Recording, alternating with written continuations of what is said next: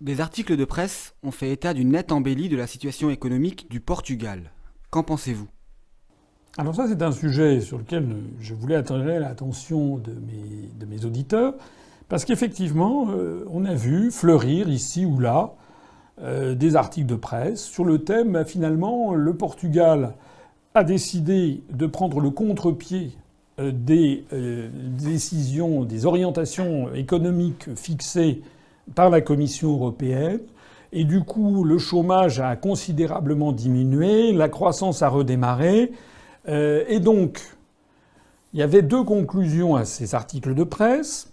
Première conclusion, eh bien, en fait, les directives venues de la Commission européenne sont inexactes. Les potions qu'elle recommande, les potions d'austérité, ne marchent pas, et quand on y déroge, eh bien, on se porte mieux. Ça, c'est la première conséquence.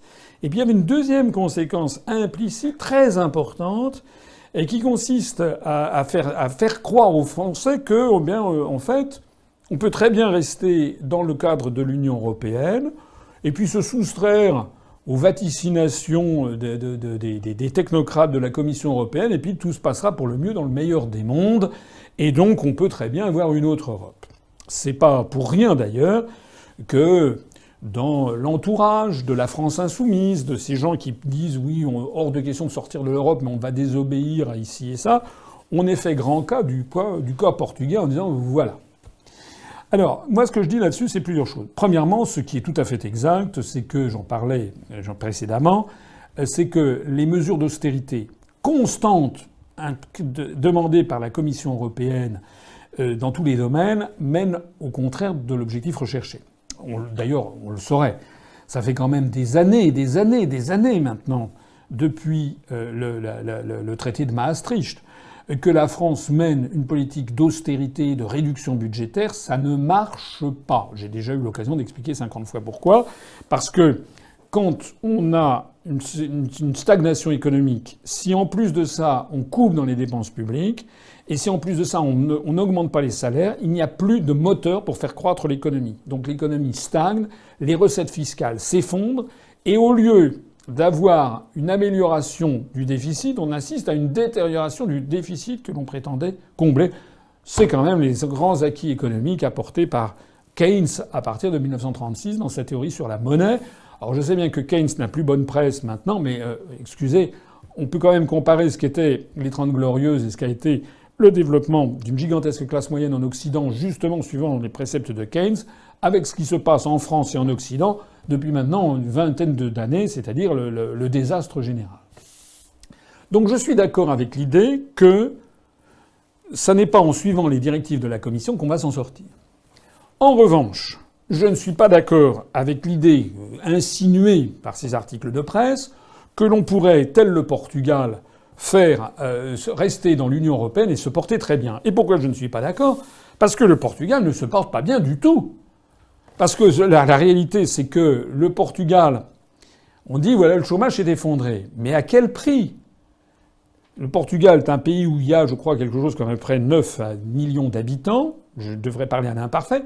Au cours des années qui se sont écoulées, il y a eu quelque chose comme 500 à 540 000 Portugais qui sont partis du Portugal.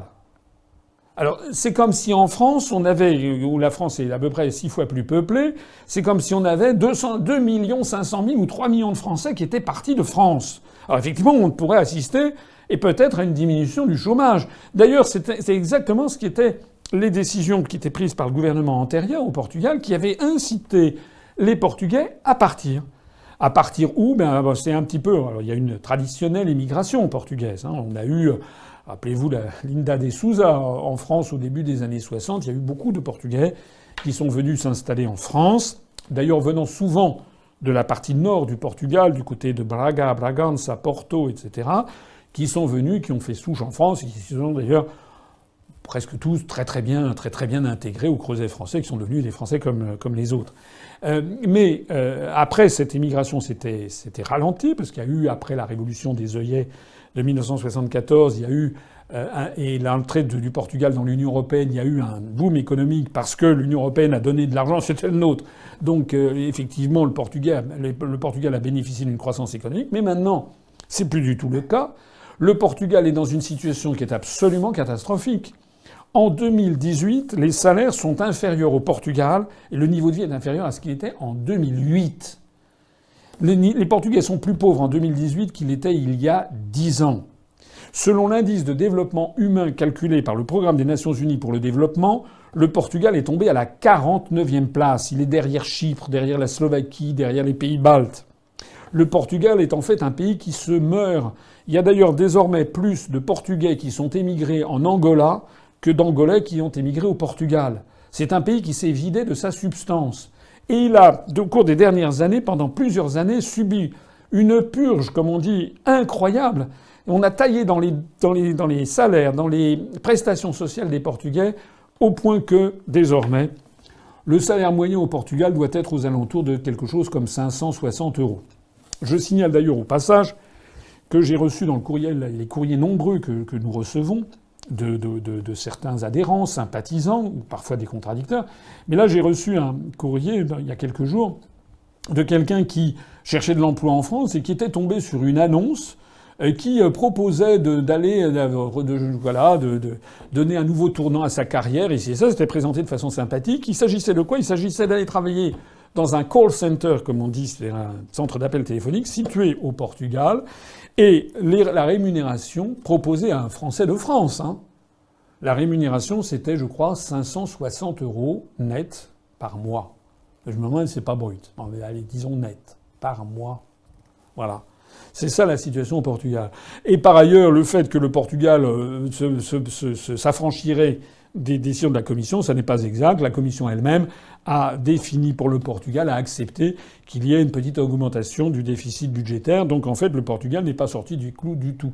Non seulement le Portugal n'est pas sorti des clous de la Commission européenne et des traités, mais en plus de ça, le Portugal se porte, au contraire de ce que l'on dit, se porte très mal, même si effectivement on peut, c'est un problème de focal, on peut regarder à l'instant T sur un an et demi, effectivement ça se porte mieux, mais si on prend le recul, on s'aperçoit que c'est dans un désastre général.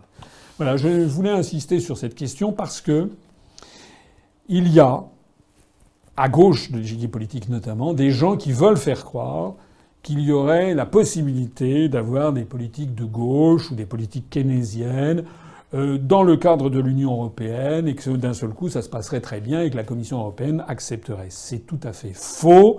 Regardez la gauche radicale de Tsipras arriver en Grèce. La Grèce est dans une situation calamiteuse et malheureusement on n'en voit pas la fin, contrairement à ce qu'a dit M. Moscovici, le commissaire européen. J'en ai parlé dans l'entretien d'actualité précédent, je crois. Mais c'est pareil au Portugal. La situation est durablement plombée au Portugal.